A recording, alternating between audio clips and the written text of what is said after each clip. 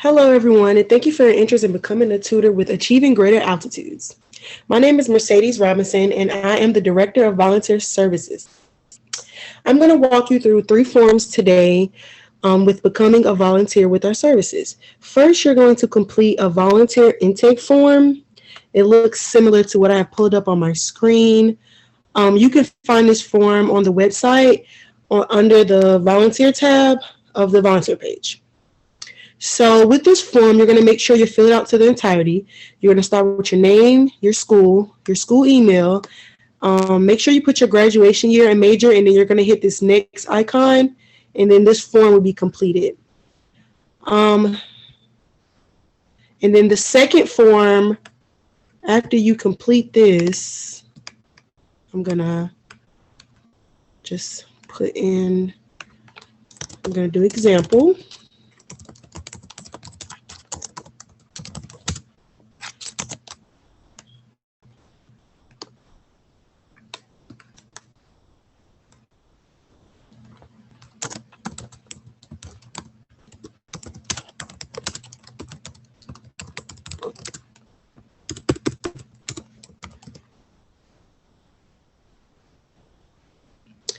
And then the next form you have here, you're going to put the subjects that you qualify in. It could be algebra, geometry, trigonometry, pre-calc, calculus, reading comprehension, biology, environmental science, chemistry, or history. And then you can detail the grades you receive in each course. Also, we're going to need you to put your days and times that you are available, and then you're going to hit submit, and you'll be done with this form. The information that you provide on this form will allow us to match you to a student that you'll be tutoring. Once you have been matched to a student, you will receive an email with the link for the recurring Zoom sessions with the student. Tutoring sessions will be once a week for 30 minutes. We encourage that you use of a question-based tutoring method instead of just giving students questions. To do this, ask your student questions to lead them to the right answer. And we have another icon here. Give me a second to pull it up. This one. It's called a Jamboard. Your student should post questions that's on slide 3. With the student, determine what they already know about their question and that they're confused about. Use the information to fill out the know and point of confusion sections of slide 4. Determine together what information is necessary to know in order to answer this question. It may be necessary for the student to use their notes. Write this information in the notes section of slide 4. On slide 5, you're going to answer/solve the question step by step with the student on slide 5.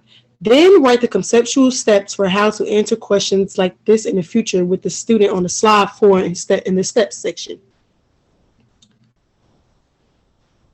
So I'm going to walk you through the tools for Jamboard. This pen icon you're going to use during your tutoring section. You have an eraser tool if you want to erase, select. You can also use sticky notes. You can also insert images.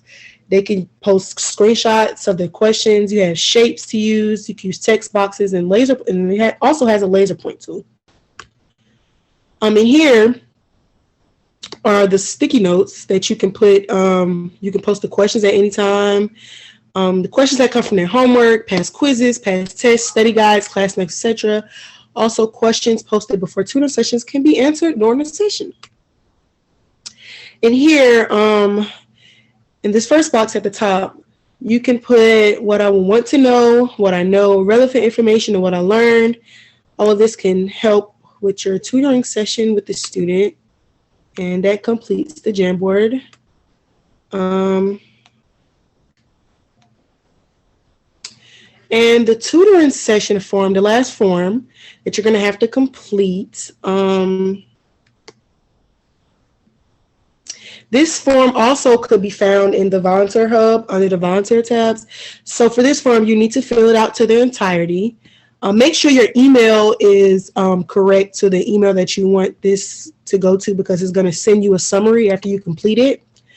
They're going to fill in the date, your name, your school email, the student name that you're tutoring, and the course subject, algebra, geometry, pre-calc, calculus, reading comprehension, biology, environmental science, chemistry, history. And your point of confusion. What topics did you discuss today? What was the student confused on?